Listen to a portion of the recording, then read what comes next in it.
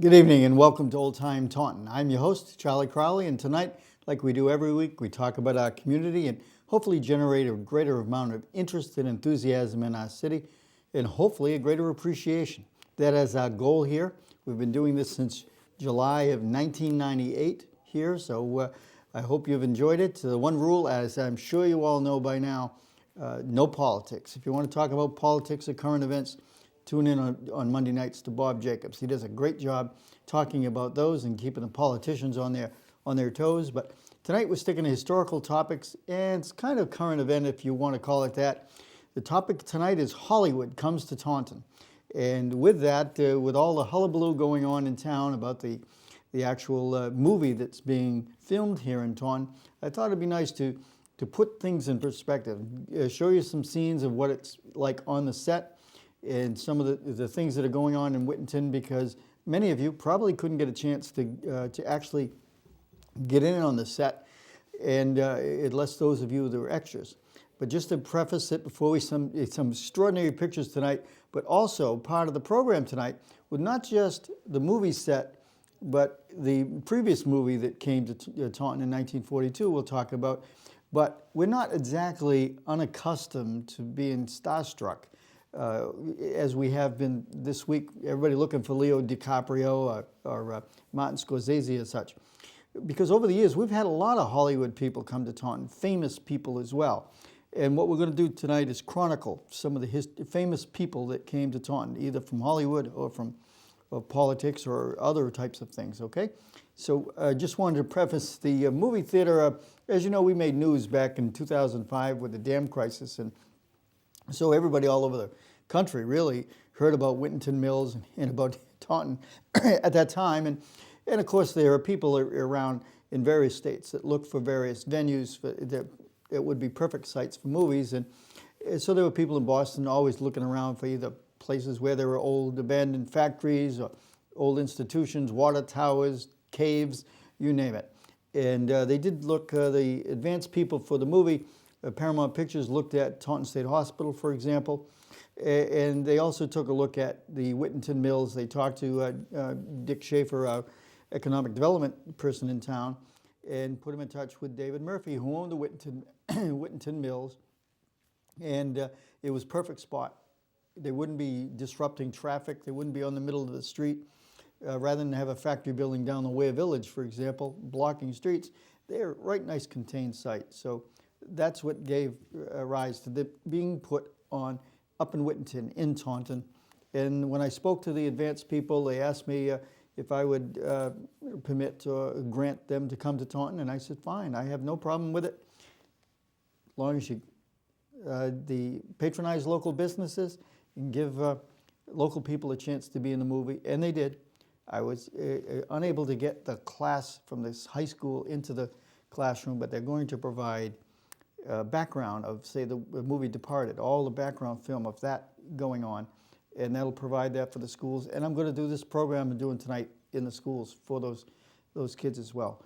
But many of the people got a chance to be in the movie, and we'll see that tonight. But I'm going to show you the first. This is the site where Whittington Mills, for those of you that are not familiar with the area, new to the area, this is the site on Whittington Street, the site of the former Whittington Mills. You've probably driven by this many times, especially this weekend. And as we're looking at the movie that's being filmed here, is called Ashcliff.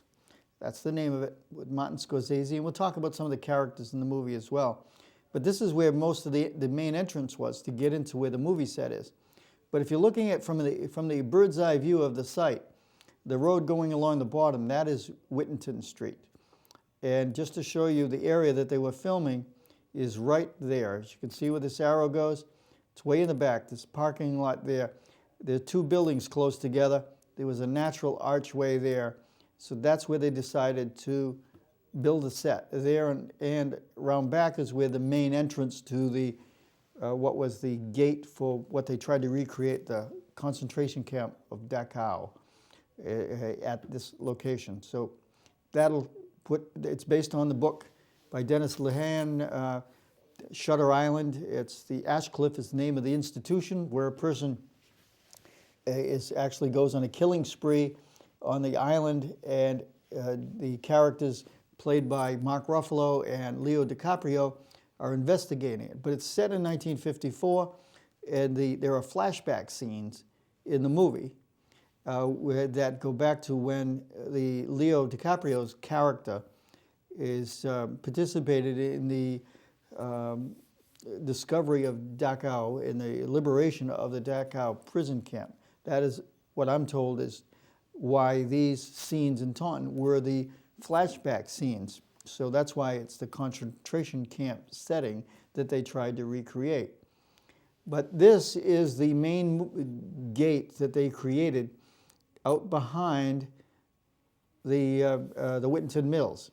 This was not there. All this is all the movie set, as you can see it. We'll take a closer look at it. As you look at that German lettering, I can't pronounce it correctly, but you'll see it right there on the top of the gate. That part right there, that's what was on the gates of the prison camps in Germany.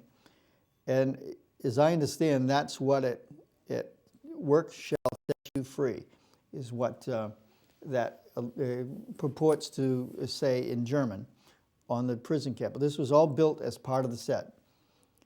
But as you can see it, if you're looking inside the camp, looking out, that this is looking, you can see the actual, the cement post there with the barbed wire.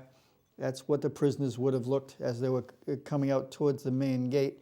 This is all at the set in Taunton. And as we go on, and we'll be showing you the pictures, and throughout this evening, if you want to give us a call, 508-824-5638. That's all it takes to jump on board here. We're going to be talking about Hollywood Comes to Taunton. We're going to show you pictures of the movie set, but all the famous people who've come to the city in years past. And from Fred Astaire to Helen Keller to, we'll get it through. I'm just wetting your whistle of some of those. But the next scene, this is in Taunton, right in that movie set, Whittington Mills. This is the Commandant's office. It's set from 1945, and you notice the picture in the background of Adolf Hitler. The actual the best part of this set is right above it. There's a big hole in the roof or the ceiling where the movie cameras can look down on the characters that are in the scene, and they also for the sound equipment and everything else. So it's quite unique when you see this particular setting. But you can see the picture behind there. This is right in Taunton. As you go into the set and you'll go through the archway, it'd be to the building to the right. And I blocked out one of the pictures because it was not good for family viewing. But you can see as you walk into the office, that's the way you'd see it on the set. All been recreated by the people from Hollywood. But as you come out, if you're looking now, this is the movie set, you'd be looking out towards Whittington Street. And you can see where, if you're looking, any of you who've driven by the set and looked in, they wouldn't let you come into the set where the security was. You'd see parts of this tower appearing from the scene with the shingles kind of ripped off. But this is the other side of it. And as you can see the archway going up, the actual wall that's there was always there. So this archway was there, but they put the tower on top. And that was a Hollywood prop, this actual boxcar that they would, it's set to recreate the way they would bring the prisoners into the to the concentration camps. But as you're looking at this is a picture looking out, and you can see the green screen part. What they would do is they would put a green screen there, just like on a weather, when you're watching the news, where they have the map that would be there. That's the green screen. So whatever they put in the camera would show behind there, so you wouldn't be looking out into the parking lot.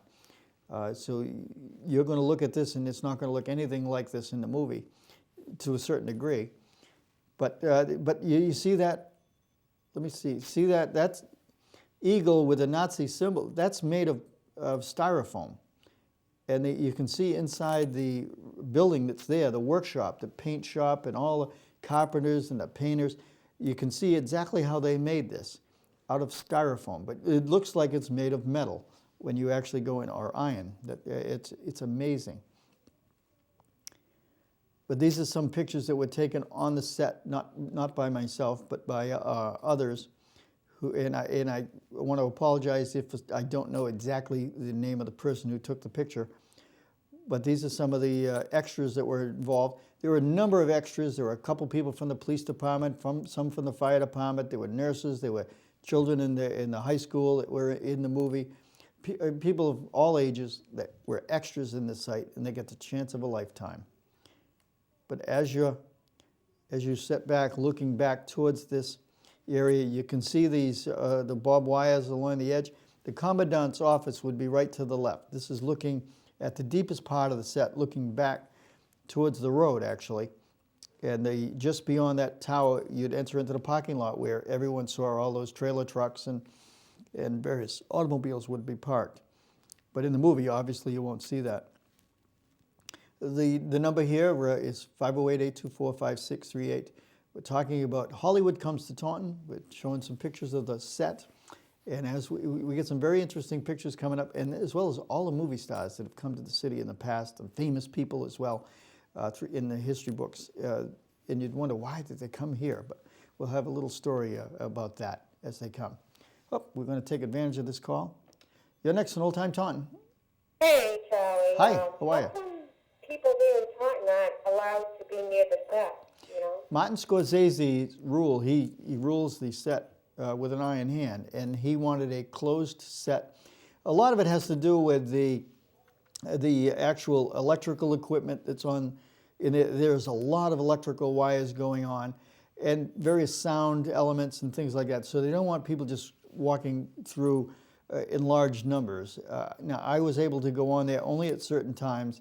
As a matter of fact, I was able to bring a few people on at different times on the weekend, but then when everybody got word of it, they were coming by, and then they called me up quite irate, the studio was, and told me, this is, look, a few people, that's fine, but we can't have you bringing people on the set because of the liability issues, because there was so much equipment there. They did have security, and granted, they give you a little leeway, but they were very, very tough on people, because I was trying to get a classroom of the students from the high school to be able to go on the set, and not to interfere with the movie. Obviously, they get a job to do, but what I wanted to do is give them breathing room and not be too much of a pest for them, so that they could get the movie. Maybe they'll come back. So, but I tried to, when I talked to the publicist, I told them, I said, you got to throw us a bone here. You know, these people are all excited. If you can't let the people come to the set, why don't you let the stars come to them? Yeah. But that was the rule. They didn't allow that, unfortunately.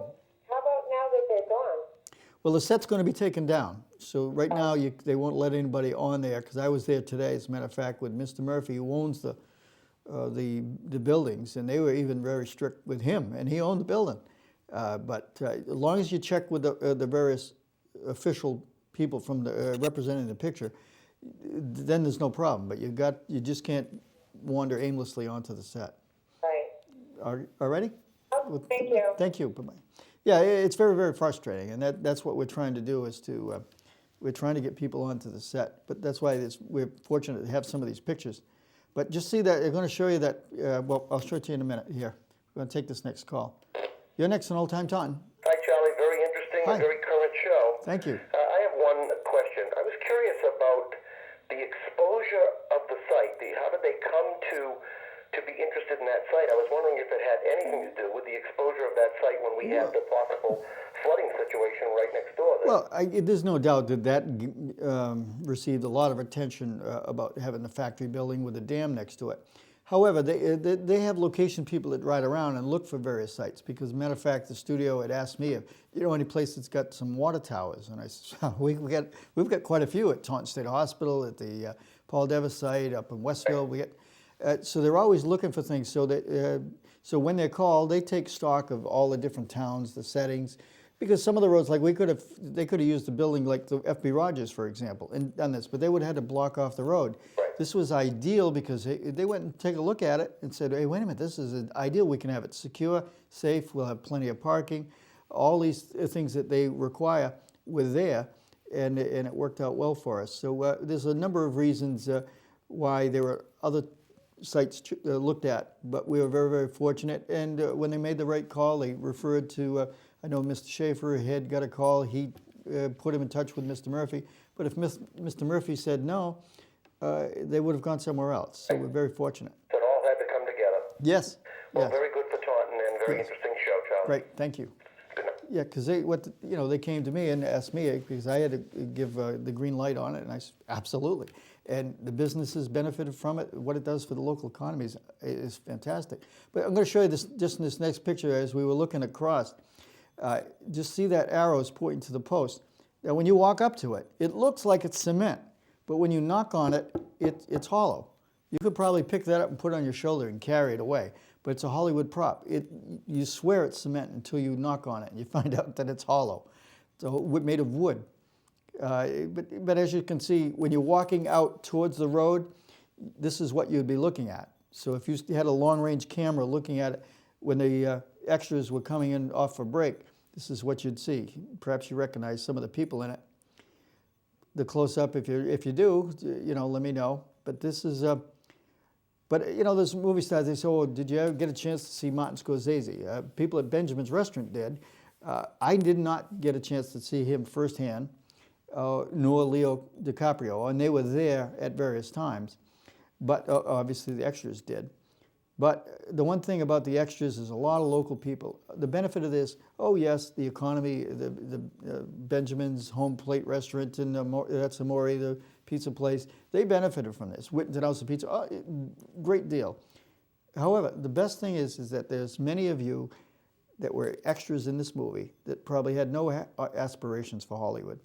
But you might get 10 minutes of fame out of this being in this movie, but you get stories that'll last, you know, a lifetime. And that's what this is all about. The buzz that this created in the city is just fantastic. You know, hey, Hollywood's interested in Taunton. But I did not get Leo DiCaprio's photograph. But this next picture here, this is one of many of the extras, Jonathan McGann. He was he played one of the prisoners in the film, and he's one of many hometown Hollywood heroes in this city who got a chance to have a bit part. But I might not have got Leo's autograph, but I got Jonathan McGann's autograph. So, you know, he got a chance to be in the movie, and you know, and he worked for, as many of you know, probably at Oakland Variety for many, many years. And his mother, Mary McGann, works in the city solicitor's office. So she's very proud of the fact that that her son is, who knows, today Taunton, tomorrow Hollywood. And Jonathan McGann, hopefully if anyone gets a chance to give us a call, and 508-824-5638, that's all it takes.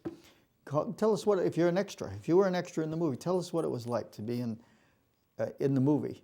The one place everybody would see the people was at Benjamin's. And as you can see here, this is the restaurant where Martin Scorsese would go to eat many times. You're next in Olde Tyme Taunton. Hey, how are you? Hi, how are you? Hi, it's Jonathan. Hi, Jonathan. Oh, a hero, a Hollywood hero. Welcome. Hey, how are you? Well, congratulations for getting your chance, the Hollywood bug. Tell us what it was like being an extra in the movie. It was just amazing to see how much actually goes into making a movie. Stuff that you would totally never expect, you know, from feeding the extras to making sure they're comfortable, making sure they have everything they need. And the whole process to go from, you know, being in the front building, they called you out at certain times, they put you in holding areas, and then they go from there. As soon as the director needs you on set, you'd have to be ready to move in a dime. Right there, you had to be out. But I'm going to have put your picture up on the screen, so as you're talking, people will know who it is that's on the line here. If we can, great. Okay. But now, now you got a chance to see the stars. Yeah. What was the instructions? You had to stay away from them? Yeah, they told us you couldn't. Well, every night you'd have to call in and get your call time for the next day. But they made it very, very clear that you weren't supposed to approach them or try to get autographs and whatnot because they just didn't want anything of that type of stuff going on. So you had no speaking part? No. What were some of the things you had to do in the movie? There was one scene where the American GI soldiers were coming in to liberate us from the concentration camp. Mm-hmm. And we were more or less behind the barbed wire that you had showed with the posts. And we had to look, frail, and we had to move real slow and whatnot. And just kind of watch them come in. And, you couldn't show any type of excitement, obviously, because of the condition that you were in health-wise and whatnot. So, just like I said, you just did some things like that. And it was all mainly just them coming in to save us. Yeah. Now, a lot of your familiar people with you as extras in this movie? Yeah, I saw a bunch of people that not only were POWs, but were, soldiers and whatnot that I recognized from the city. Oh, great. Now, long hours? Some of the days were long. The Monday with the shooting, we had to be there around 9. We left around 8 o'clock because they don't know what they have to do. Like it's depending upon how takes go and whatnot. Then they hold you there just in case they need to do certain parts over again. Oh, great. Well, so you think all positive? Your memories of being in a Hollywood movie? Yes. Going to that casting call with all those people there, I never thought I'd have the chance to do something like this, but it was wonderful. And if anybody ever has the opportunity to do it, I would suggest they at least try it. Good. Why not? Today, Taunton, who knows, big screen. And we look forward to seeing the movie and seeing you in the movie again. And thank you for your autograph. The thing is, too, though, even if editing and whatnot they go through, even if I don't get seen in the movie, it was still a good time, you know what I mean? Yeah. Well, I appreciate you autographing the picture. I didn't get Leo DiCaprio's, but I got yours. That's just as important. Great. Okay, Great. Charlie, have a nice night. Thank you. All right, bye-bye. That was Jonathan McGann, who now movie star, local, just one of hundreds of local folk that got a chance to be in the movie that would not have otherwise if it wasn't for Ashcliffe movie being filmed by Martin Scorsese. But what we did is we showed you a picture of Benjamin's, and that made the news because the Boston Herald talked about it in their the inside track, and action center stage of Ashcliffe, and that's what they talked about. They mentioned the restaurant right there in Taunton in their newspaper, so it was great. You're next in Old Tyme Taunton. Yes, Charlie, please. Hi. Yes, you're on the air. Oh, Hi. okay. I was wondering if the extras got paid, and also what was the criteria for being chosen for any of the parts? As far as I understand, they get paid a very minimal amount of money, but they had to have the right look. They had to be willing to shave their head in some cases. The ones that were the military persons had to have a military bearing or the fair skin. Some of them mentioned to me when I talked to them that because they had blonde and blue eyes, that was what stood out to the people making the call to them. I actually walked through the set and people spoke to me and I did not recognize them until I heard their voice. But they were willing to shave their head and they looked very frail. So anyone going in that were very healthy person, shall we say, robust, was not likely to get cast in the movie. Well, I wouldn't have recognized Jonathan, but I was very interested in his call. So good program, Charlie, as usual. Great, thank you. Thank you very much. Yes, that's what's interesting about it. They get a chance of a lifetime. But here's some of the people that, this is Martin Scorsese, of course, The Departed and The Aviator. He's been in so many movies. But he also used to lunch at Benjamin's restaurant there. And matter of fact, the TV news camera shows would go there and they would ask the waitresses and such, what did he have to eat? How tall was he? What was his favorite chair? They'd try to sit in the very chair that he was in. People would go to the restaurant and probably have 5 or 6 desserts just dragging it out, hoping that, to see a star come in to the movie. But Leo DiCaprio was there. He was in Titanic, for all of you that know that. And he was the only one of the big stars that was there, of the actors, if you will, because it was a flashback scene of when he was participating in the liberation of the prison camp.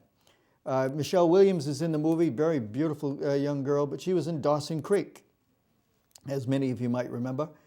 Mark Ruffalo was in 13 Going on 30. You might have seen him in that movie. Also with Jennifer Garner. Ben Kingsley's in the movie. Oscar winner for Gandhi.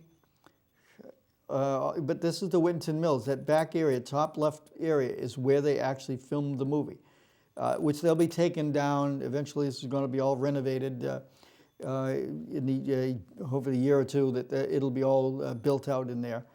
But just to give you an idea, you saw the concentration, the recreation in Taunton, but that's what a scene from the Dachau concentration camp. So the tower that we saw built in Taunton was meant to recreate that. And you can see the lettering on the fence, just like they had in the Taunton scene. But that's what it was like at Dachau. In Auschwitz, this was taken about 20 years ago. Noreen Squatto works in the personnel office at City Hall, took these pictures, and you can see the same thing there with the types of fenced barbed wires and the guard towers. And that's what it was like at one of the ovens at the Auschwitz concentration camp. But another movie that came to Taunton was 1942 called Johnny Eager, and it starred Robert Taylor, Lana Turner was in it. Big stars back in 1942. Van Heflin was in it as well. But it was at the Taunton Dog Track, and this is where the auto auction is on Route 44. It's actually in Dighton. It was, I should say. It's no longer there, where the flea market used to be for many, many years. But that's where that was filmed, or scenes from that movie were filmed there. But that's a big Hollywood movie was filmed in here. But also we had movie stars that used to come to Camp Miles Standish in town. Now Camp Miles Standish, for those of you that are familiar, where the Paul Dever School was and the Miles Standish Industrial Park. Now they used to entertain the troops. So they would see these were some of the booklets, welcome. But this is the outdoor theater, and it would be right across the street from the Columbia Cultural Center, where Decatur Hopkins was for many years. And that's where stars like Humphrey Bogart and Lauren Bacall came to Camp Miles Standish to entertain the troops, as did a whole host of other stars. But these are some of the movies that they appeared together. They were top of the list, A-list actors during that time.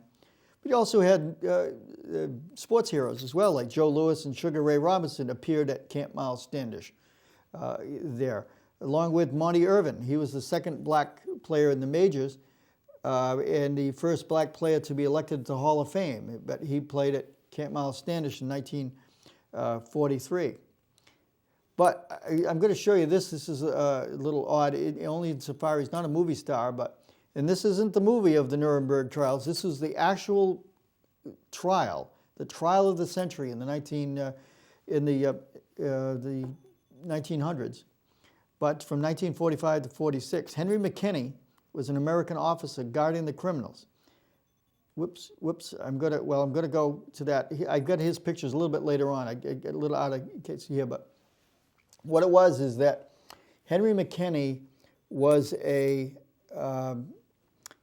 he lived up on Burt Street, and I'm going to show you some pictures in here. They get a little out of order here, but what it was is he was living on Burt Street. He comes walking into the Old Colony Historical Society, and he has pictures of, he was the guarding Goering, Hermann Goering, the soldier. And what it was is I'm going to while I'm telling you about it, we're going to go to the other pictures of it so I can. Okay, here we go. This picture here will show you the trial. Him and Goering is right there with the ear with the soldier just to the left. That soldier right there is Henry McKinney, and he was there to guard. There he is again, right there. And what it was is while he was guarding them, he wanted their autograph, but he ended up giving a dollar bill and handed it down to each one of them. Now, outside of Hitler, all the famous German war criminals were there, and they signed that note, the dollar bill, and that is at the Old Colony Historical Society. So he's not a movie star, but nonetheless, he is a famous person, but I wanted to add that to it. But as we go through some of these heroes here, we're going to show you, anyone's talking about famous people, you look at this picture here, it shows you the Matrix, but it was Roseland Ballroom. The original Roseland opened in May of 1924, and it burned down, and this is taken at the fire in 47. But famous people like Benny Goodman performed in Taunton in 1938 to 1942. Perhaps you remember some of these. Tommy Dorsey and his band performed in Taunton, 1939. Woody Herman, a very popular band leader, I believe jazz was his specialty. He performed there. And some guy, Old Blue Eyes, they called him. I know Eddie Texera, rest his soul, would love that too. Frank Sinatra in Taunton. He would, very popular. Matter of fact, he stayed overnight. Rather than at the local hotels, he stayed upstairs at Roseland. And many of the times, every young lad at the time, he would play ball, play pass out in the parking lot of Roseland before he would perform. Louis Armstrong also performed at Roseland Ballroom several times, as a matter of fact. But Taunton Green, this is what Taunton Green looked like, for example. That's been a setting so many famous people. That's what it looked like at the time of the Revolutionary War. But people like Ben Franklin visited Taunton, November of 1775. Very, very, how often does a town get the likes of someone, Ben Franklin, his stature? Probably the most famous American during that period of time, because he was so well known in Europe, in England and in France as well. So when they thought of America, they thought of Ben Franklin. The Marquis de Lafayette, he visited the Neckerland in 1778. He was the French general who assisted General George Washington, but he also visited in the 1800s at the invitation of Governor Marcus Morton. And matter of fact, they named this building after him. This is the Fayette Building, where Mezzaluna Deli had been for many years, D'Angelo's. That's called the Fayette Building after the Marquis de Lafayette. And School Street was originally Fayette Street. And the only Fayette Place is the only thing left, and it was because of his visit of this famous worldwide figure. We have a call here. You're next on Old Tyme Taunton. Good evening, Charlie. Hi, how are you? Oh, this is so much fun.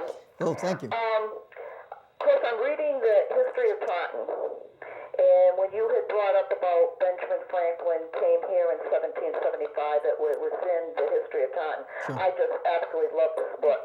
What would be so exciting is if they could make a movie, take parts out of maybe the Revolutionary period in the book, The History of Taunton, and make a movie and make it in Taunton. Wouldn't that be great? Oh, that would be so much fun. Well, they wanted to, back in the 70s, a gentleman wanted to have the movie made of the old Bicycle Bandit, where they had the cave up on Fisher Street. And they wanted to get Hollywood to do it because it was, a real crime saga, if you will. But they wanted to not film it in Taunton. They wanted to film it somewhere else. And the guy refused to give them the rights to be able to do it unless it was filmed in Taunton. But it was going to be done by, I think, NBC. That's who the gentleman was negotiating with. But it would be great. There's so many stories in Dr. Hanna's book that would be, if not something on, what do you call it, 20th Century Fox or on ABC or something like that, but maybe even PBS. Yeah, it would be great. I mean, we've got the First Parish Church, and I mean all of the different things, all the mills and everything. It would be such an exciting to have a movie about Taunton filmed in Taunton. Well, that's the thing is when I met with the original people that were doing this movie, when they came to my office to ask if I had a problem with it, I told them about all the things in Taunton. It would, not just for this movie. This is if you want, we've got underground tunnels underneath Taunton State Hospital or in the Paul Dever School. You've got beautiful forests like the protected Hutt Forest, Massasoit State Park, the Wildlife Sanctuary. We've got some unique urban setting areas. We've got the beautiful lake. It's Lake Sebastian and Watson's Pond, and down at Massasoit, there's a load of them. There's so much here that potentially could be used as a backdrop for almost any kind of movie. Yeah, it'd be wonderful. Great. Well, thank you. Great Thank show. you. Thank you. Bye-bye. Also, the courthouse lawn, for example, that's where Bob Hope came. And at the 300th anniversary of Bristol County, one of the more famous comedians ever in Hollywood, and a whole string of movies that he filmed as well. You're next in Old Tyme Taunton. Yes, hi, Charlie. Hi. I just wanted to know, is it possible for Taunton to have some kind of a film commission to investigate using Taunton as a resource for future films? Sure. I missed it if you said how they found out about the location. Yeah, but they were looking I'm around. hang up and take you out there. Thank you. The state has a commission that goes around and tries to attract the movie industry here, and obviously they're scouting various places would be good settings. And fortunately, they looked at Taunton State Hospital. They heard about the Whittington Mills. They got hooked up to that, and one thing led to another. But you're right. If we want to bring them here, a commission would be appropriate, and that's something we should look into, and I certainly will look into that. But we mentioned some of the, this was an ideal place. The White's Music Hall used to be right on, that's Franklin Street would be left. This was on Cohannet Street, across from where IK Eyewear is today, right where that is. That's where this was, White's Music Hall. But who played there was, or actually showed up there was, Harriet Beecher Stowe spoke at White's Music Hall. Obviously, the author of Uncle Tom's Cabin, very famous person at the time. And in September 30th, 1872. Buffalo Bill Cody, and he had a sidekick that was there, performed at White's Music Hall in 1874, but he was also joined by Wild Bill Hickok in Taunton, also at White's Music Hall. That burned down, the hall burned down around 1937, but it was quite a place. Matter of fact, Ray Bolger, the Scarecrow, the Wizard of Oz, actually performed at the White's Music Hall in Taunton. Now, you don't have to take my word for it, but all you have to do is take the letter that Dr. Hanna had requested of Ray Bolger, and this is a copy of the letter that Bill Hanna got from Ray Bolger, and it says, "Yes, I played at the White's Music Hall in the early 20s. In one night stand on a Saturday, I also had a warm feeling for Taunton, having spent many, many summers across the river in Fall River. His father and mother were from there, and they were married there, and they still living there in Fall River at that time. Of this was in at the time. The letter was written in 1983, and that is a letter written to Dr. Hanna, attesting to the fact that Ray Bolger, the famous Scarecrow in the Wizard of Oz, actually performed here in Taunton. Also, Horace Greeley. He was a very famous newspaper person from the from 1840s to 1870s. He spoke at the new town hall. Now, the new town hall in 1848 actually was the back portion of the current hall. This one picture on the left is the rear section of the current City Hall. That was built in 1848, so the gentleman just spoke in this building right after it was open, and then they added the facade to this in 1896, but it's the same building. That's where the council chambers are, in this building to the left. Also, the first president of the American Red Cross spoke at Templar Hall in Taunton, Clara Barton. Now, anybody who took any kind of U.S. history knew about Clara Barton, and she spoke at Templar Hall. That's the building to the right with the Seeley building. And see the building, I'll show it to you in more recent time. That's the building to the right, Seeley building. in Muggamuffin there were two separate buildings. Everybody thought it was one big building. But that's where Templar Hall was. That's where she spoke. But you've probably heard about this person, Lizzie Borden, also was detained at in cell number 3 at the Bristol County Jail. The original jail was over where the Mellow Building is, on the south side of Taunton Green. Then the next jail in Taunton was at the corner of County and Washington Street. And then the third one in Taunton was this one, where the apartments are, the Shea Apartments are, and that was VFW for many, many years. She was in cell number 3. She came up from Fall River with Reverend Buck, who was her spiritual advisor, and she brought over to the Central Station right at where the dialysis center is today, and then she was brought in over by carriage, and she stayed here 10 months while awaiting her trial, which was in New Bedford. The trial was there. But this is the pictures that we showed earlier of Henry McKinney. Here, just amazing story. But we've also had General Tom Thumb and his wife, the tiny, well-spoken gentleman who would travel, a novelty. He would travel all over the region, and he spoke at what was called Central Hall in 1863. This is Central Hall was right here on Broadway, where the Jones Block. The Central Hall was also called Jones Athenaeum. Gardner Jones owned it. We have a call. You're next on Old Time Taunton. Hi, Charlie. Hi, how are you?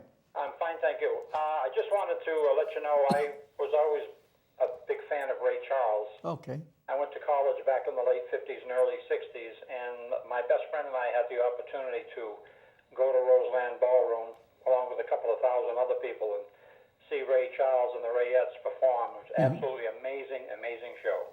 Mm-hmm. Well, that's why there's so many people that have come here over the years, and when you hear 10 stories, and then that opens up 10 other stories that people have had. So we're not unaccustomed to be getting starstruck over the years. Right. But I just wish we had the opportunity to be able to afford big bands to come back to Taunton, but I don't expect that'll ever happen again. Hey, you never know. Hollywood's here. Anything's possible. Right. Great. Thanks, Charlie. Thank you. Yes, I mean, anything's possible. You're gonna, you just can't say, oh, they're never gonna come. You got to believe it. You got to believe it, and only if you can be positive about it, people will come. But the Jones Athenaeum was the old Broadway church that we just showed you there, and then of course they took that down and put up Jones Block right there where Mulherns had been for many years. The Luxo building is there today. Also playing at that area was Edwin Booth, one of the more popular actors in the mid 19th century. He had a famous brother, John Wilkes Booth, who received some notoriety around that time as well. But Edwin Booth is one of the premier actors of his day in the 1850s, 60s, 70s era. Ralph Waldo Emerson, with the American essayist, philosopher, poet, spoke at Central Hall in 1859. Also, you had people like General Philip Sheridan. He was very instrumental in the victory at Appomattox. You're next on Old Time Taunton. Hello. Hi, you're on the air. Oh, I was just calling to let the mayor and his listeners know that Yeah. I was an extra. We set up a photo bucket account in case you knew any family members that might have been extras. Oh. The only pictures we have of us sitting around pretty much the mess hall or the cafeteria. Yeah. But if anybody knew somebody that was an extra, they can look us up on photo bucket. I can give you guys the address. Okay, well, I'll take that off the air. Call my office tomorrow, and then I'll make sure it gets out, okay? No problem, sir. Thank you. Bye-bye. Yeah, there's so many different people that famous in their own field, because how about this next picture? If you're going to be able to recognize this, Charles Lindbergh didn't step foot in Taunton, but when he flew from New York to Paris, there was so much gasoline in his plane that he was flying just above the treetops, and he flew over Hart's Four Corners here in Taunton. And many people on that day remember seeing him flying over Taunton. Charles Lindbergh. You're next on Old Time Taunton. Hi. Oh, we had somebody there. Give us a call back. Charles Lindbergh actually flew right over Taunton. So we've had some famous people, all kinds.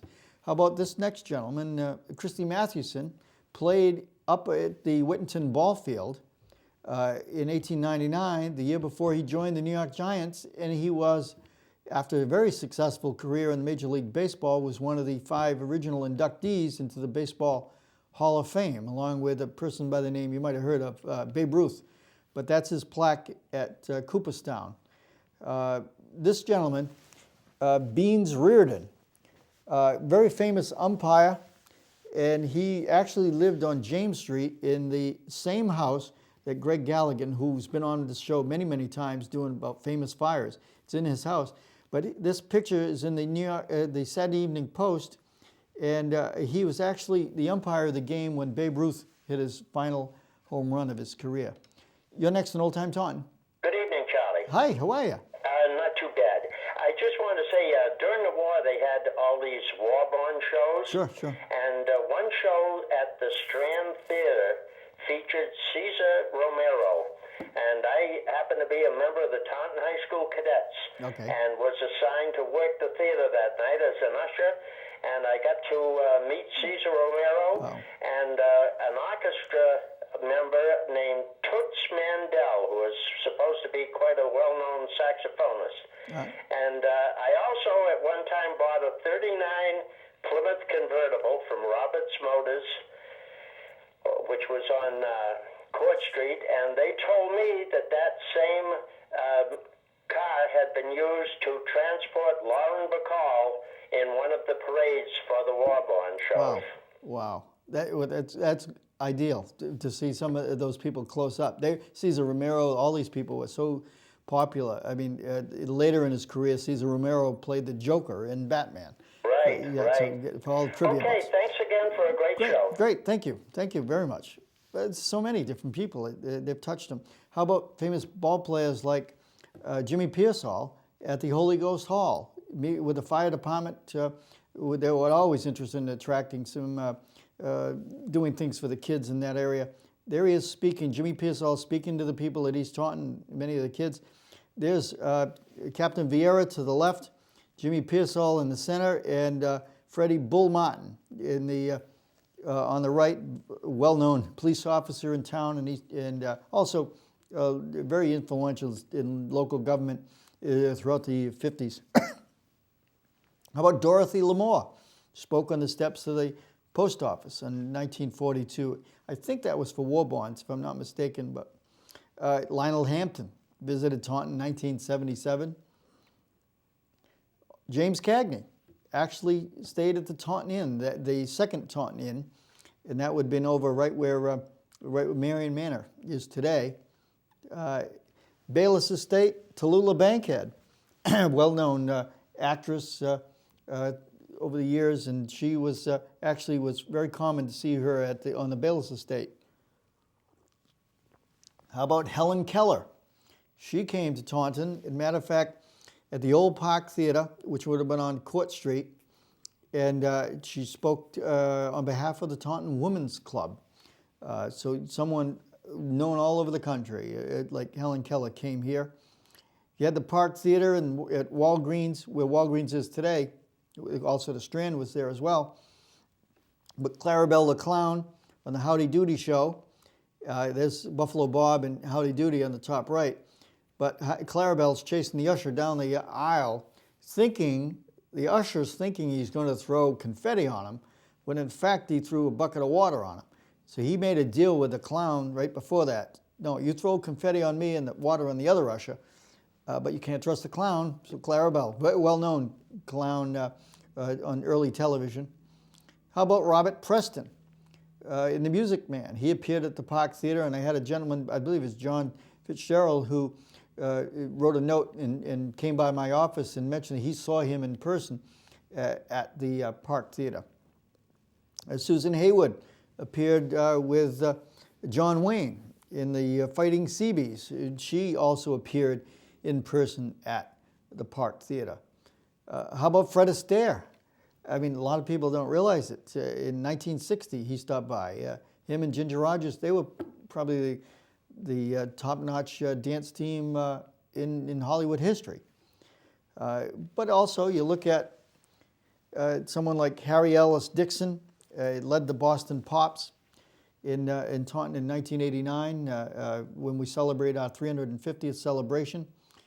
But if you look at Taunton Green, you look at that arrow, that's pointing at the old original courthouse. And there were judges, a series of lawyers that would go around, and John Adams appeared there, who later became the second president of the United States, came to Taunton, to the jail and to the courthouse. Also, Samuel Crocker, a local gentleman, lived right where the post office is. He met President James Knox Polk, the 11th president, right here. He was the first president to visit Taunton, his first sitting president, at the original Taunton Central Railroad Depot. And this was right where the dialysis center is, near the back parking lot of the mall, the old mall. That's the area, the Taunton Locomotive Works. Mason Machine Works would be where Fitzsimmons Arms is and the bus station is today. But that's right where this box is. That's where the first 11th president of the United States came here, right where inside the old mall. That's what it looked like. Abraham Lincoln came here as well. Spoke in Taunton September 21st, 1848. He actually stayed right where with Samuel Crocker, his house, right where the post office is. Spoke nearby, and then also up in Whittington, right across from the front door of Reed and Barton, where Mechanics Hall was. He spoke there campaigning for Zachary Taylor, who would become the 12th president.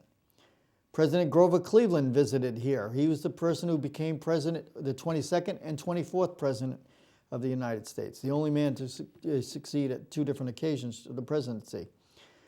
But this venue here, this is the original Taunton Inn, the corner of Broadway, which would be to the right. The courthouse would be just to the left, and that's looking from Taunton Green. But on that steps also was where Teddy Roosevelt campaigned on April 27th, 1912. He also went to the herring run down East Taunton for a visit, but it was closed that day.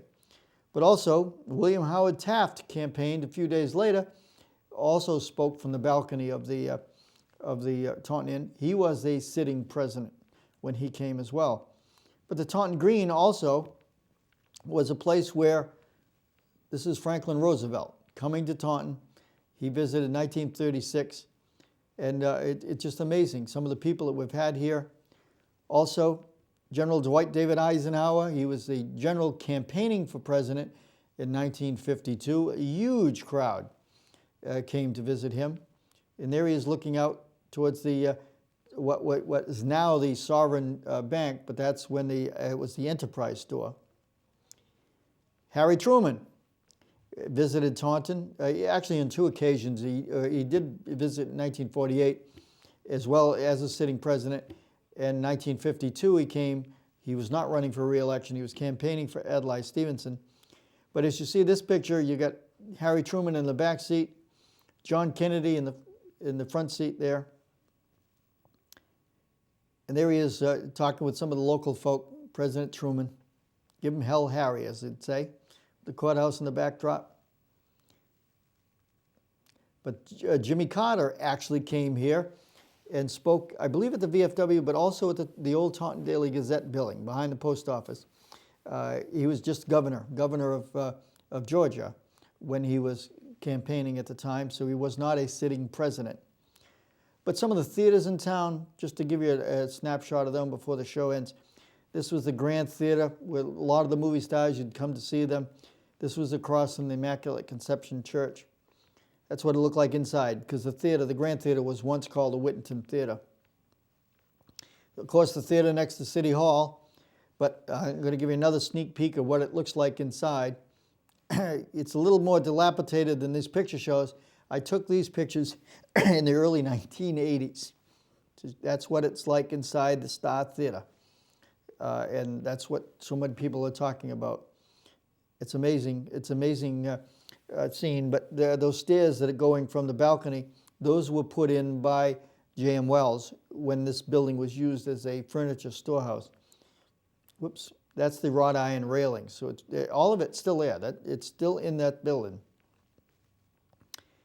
The State Theater, this was right across from the district courthouse in what was called the Oddfellows Hall. So perhaps you've you know this right next to the old police station. This station was closed in the 1970s, but this picture was taken in the 1950s. And then that's where it is. J.M. Wells was also in there for many years, and of course next to it, the police station. But Hollywood come to Taunton, but I want to, just give you a snapshot. That's all it was. Is as you've probably seen, there's a lot of people that have come to this city over the years, famous people in their field, that we got a chance to walk amongst some stars. So over this week, there's been a lot of hullabaloo about Martin Scorsese and Leo DiCaprio. Oh my God, they're walking amongst us. But we've had our share of Hollywood stars, and those youngsters that are walking amongst us, people of all ages, I shouldn't say youngsters, who actually got a chance to be in the movie this week, they have memories that'll last a lifetime. And you can talk about what it meant to the businesses, but Benjamin's restaurant, for example, you had the Channel 7 was there one day, and I was upstairs for a function with the Heart of Taunton, and they called me out of the meeting to go to talk with them, and they get free advertisement right on the news. Go to Taunton if you want to see movie stars. But I'm going to show you once again very quickly. I know we got a few minutes left. The scenes of the set of Ashcliffe. I'm going to show you that again here if we can. Let me see if I'll get them. I'll cue them up here. But this is the main gate. For those of you that might have missed the early part of the show, that's the movie set. That's all built by the Paramount Pictures, and that's the main gate in Taunton. That's looking out. This is out behind the Whittington Mills. For those of you that didn't get a shot, that's inside the Commandant's office in Taunton, where the filming of several scenes of the film were there. This is the Commandant's office. Right above this, if you would look up in the ceiling, you'd see a big hole cut there where the movie cameras were looking down for the certain scenes they wanted to capture. But that's the tower looking from inside, from at the back of the property, looking towards Whittington Street. But that all is made of styrofoam, that iron, what looks like iron. And there's some of the extras. As you can see, all the people coming out, they'll be walking towards the street. You'd probably see that if you looked from Whittington Street. They wouldn't let you on. Some of the extras, and we're very lucky to have early on the Jonathan McGann call in and tell us of his experience here. But there are many people like Jonathan that got a chance, a taste of Hollywood. Who knows where they'll go from here? But I wanted to show you tonight, history is being made every day.